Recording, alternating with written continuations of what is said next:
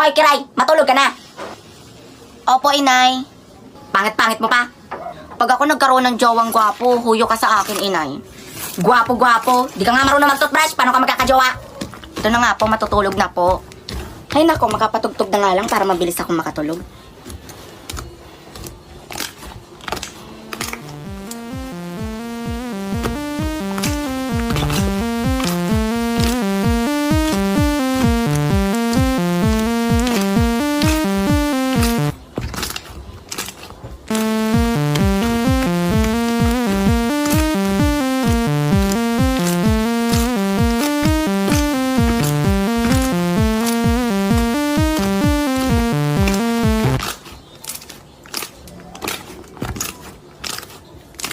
Hoy, Kiray! Anong nangyayari sa'yo?